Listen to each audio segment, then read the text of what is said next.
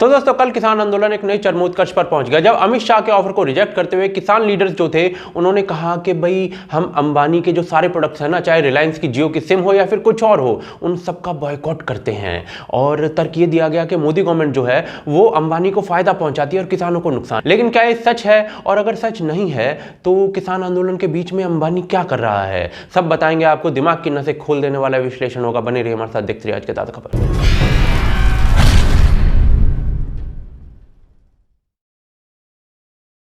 तो दोस्तों परसों रात जो है एक मीटिंग होती है किसान नेताओं की अमित शाह के साथ, और उसके बाद जो कल है वो अमित शाह कुछ प्रपोजल रखते हैं किसानों के सामने। लेकिन किसान नेता जो होते हैं उस प्रपोजल को सिरे से रिजेक्ट कर देते हैं। एक किसान नेता है दर्शन पाल जी, वो मीडिया के सामने आते हैं, कहते हैं कि भाई हम कोई प्रपोजल नहीं मान रहे हैं और सारे प्रपोजल्स को रिजेक्ट कर रहे हैं। और उसके बाद कुछ अनाउंसमेंट्स की जाती हैं। 14 दिसंबर को एक बड़ा प्रोटेस्ट करने की, 12 दिसंबर यानी 12 दिसंबर को दिल्ली जयपुर हाईवे बंद करने की, और सबसे इंटरेस्टिंग अनाउंसमेंट आप खुद सुन लीजिए।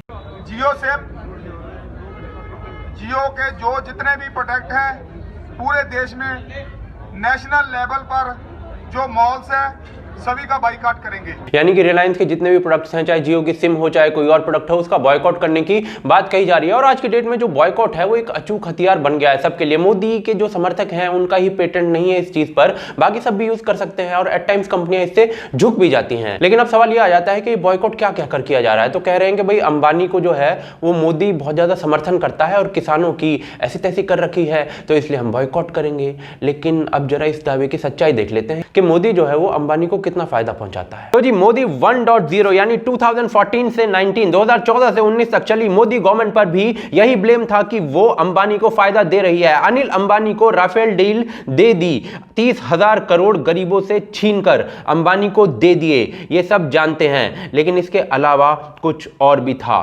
कांग्रेस कहती थी कि अंबानी पर 45,000 करोड़ यानी कि 45,000 करोड़ का बैंकों का उधार है, फिर भी मोदी राफेल डील देकर उन्हें फायदा पहुंचा रहा है। 19 के चुनावों में शायद सबसे बड़ा मुद्दा ही अंबानी अडानी का ही कर्जा उतारने के लिए मोदी राफेल डील दे रहा है, इस प्रकार का था। लेकिन सच पता है आपको क्या था? कांग्रेस ने 2018 में कहा था कि अंबानी के ऊपर 45,000 करोड़ बैंक का कर्जा है। लेकिन यह ग्राफ देख सकते हैं आप, यह दिखाता है कि मार्च 2015 में अंबानी के ऊपर 1,05,000 करोड़ का बैंक का कर्जा था। मोदी आए थे 2014 मई के बाद, और 2015 की जो ये डेटा कैलकुलेशंस थी ये 2014 में ही चालू हो गई थी। 2014 से पहले 10 साल तक लगातार कांग्रेस शासन में रही थी। यानी कि ये जो कर्जा था 1,05,000 करोड़ का, ये सारा कांग्रेस ने अनिल अंबानी को दिया था। अब शुरुआत 2015 में ये जो 1,05,000 करोड़ का कर्जा था ये 2016, 17 और 18 में ऑलमोस्ट सेम रहता है। आप ग्राफ में देख सकते हैं, थोड़ा बहुत कम ज्यादा हो सकता है और आप उसको निगलेक्ट शायद कर सकते हैं। लेकिन उसके बाद 18-19 में ये 1,03,000 करोड़ अचानक से 48,000 करोड़ हो जाते हैं। यानी इससे पता चलता है कि कांग्रेस के समय में बैंक से 1,05,000 करोड़ लिया गया था और मोदी के समय में यह पैसा वापस किया गया है और बकाया जो कर्ज है वो 48,000 करोड़ के करीब रह गया है। कैसे वापस किया अनिल अंबानी ने पैसा? तो जी अपनी कंपनियां बेच कर। अब सवाल यह आ जाता है कि भाई मोदी गवर्नमेंट ने तो पैसा वापस निकाला है अनिल अंबानी से बैंकों का, और कांग्रेस ने उसको दिया था, तो ये मोदी द्वारा अंबानी के हेल्प वाले मुद्दे में कितना सच है? तो जी जो अवेलेबल डेटा है वो तो कहता है ये बात झूठ है। लेकिन अब बॉयकॉट करना सबका हक है, तो कोई जियो का बॉयकॉट कर सकता है, कोई नहीं कर सकता, अपनी अपनी मर्जी है सबकी। लेकिन इसके साथ में कुछ जो किसान है वो अपना माल जो है वो रिलायंस को बेचना भी शुरू कर चुके हैं हरियाणा में। हट जाओगा बीच में, अब अपनी फसल जिम्मेदार कहीं बेच लेगा। आप उसके विरोध में क्यों नहीं है? क्यों आपको लग रहा है कि ये ठीक है? हमें खुद प्रॉफिट है इस चीज का, क्योंकि हमारे पास यहाँ ये प्राइवेट सेंटर हैं जितने, तो हमने ये पहले अभी हुए हैं 2-3 साल से 4 साल से हमने इसका प्रॉफिट देखा है एक करके। इसलिए हम चाह रहे हैं कि और भी यहाँ सेंटर खुला है और यहाँ और भी ज्यादा होगा हमने, क्योंकि किसानों ने जितने भी होंगे तो प्रॉफिट है। यहाँ कलेक्शन सेंटर कितने होंगे? बहुत सारे, 6-7 हैं। कौन कौन है यहाँ?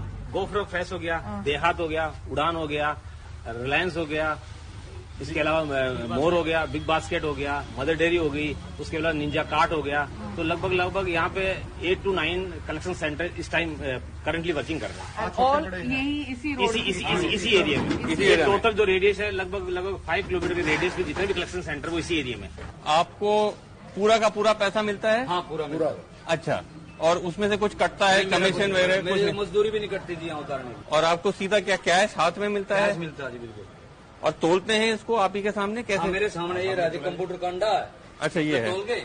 अच्छा, इसका ये 1 किलो पल्ली का केजी कटता है वजन का। लेकिन सवाल ये आ जाता है कभी ये जो थ्योरीज हैं अंबानी अडानी वाली, ये जन्म कैसे लेती हैं? तो जी भारत ना आज तक एक सोशलिस्ट कंट्री रहा है, including Modi government Bharat socialist country रहा है। यहाँ पर नारे चलते रहे हैं कि भाई आधी रोटी खाएंगे और कांग्रेस को जिताएंगे। आधी रोटी खाएंगे, इंदिरा जी को लाएंगे, इंदिरा जी की बात पर मुहर लगेगी हाथ पर। यानी कि जो इंसान का सपना है वो आधी रोटी तक सीमित रखा गया है। मोदी के समय में भी चाहे सौभाग्य हो, चाहे उज्ज्वला योजना हो या कोई और योजना, सारी सोशलिस्ट योजनाएं हैं। शायद ये किसान बिल है जो पहला बड़ा रिफॉर्म जिसको माना जा सकता है। उसका रिजल्ट क्या होगा वो भविष्य बताएगा। मेरा मतभेद किसी योजना से नहीं है जो सही जगह पर पहुंच रही है और सोशलिस्ट है, लेकिन कहना सिर्फ इतना है कि जब कंट्री सोशलिस्ट सरकार चलाती है ना तो बिजनेसमैन को, अमीर आदमियों को गालियां ही पड़ती हैं। तू तो बहुत पैसा छाप रहा है। ये हमारी सोसाइटीज में बहुत डेरोगेटरी तरीके से बोलने वाली लाइनें रही हैं। पता है क्यों? क्योंकि इंसान का जो सपना है वो आधी रोटी तक सीमित कर दिया गया है, और बिजनेसमैन है तो चोर ही होगा। ये जो चीज़ें हैं ये हमारी सोसाइटी में आमतौर पर बोली जाती हैं, और बिजनेसमैन को गाली देना, अमीर आदमी को गाली देना ये नॉर्म बन चुका है, क्योंकि इससे ना वोट बहुत मिलते हैं सोशलिस्ट सोसाइटी में। तो जी ये बॉयकॉट करने का जो हक है ना वो सबको है इस सोसाइटी के अंदर, लेकिन जो दूसरी तरफ किसानों को मेक श्योर करना चाहिए कि उनका जो आंदोलन है वो कोई गलत आदमी ना हाईजैक कर ले। कैसे?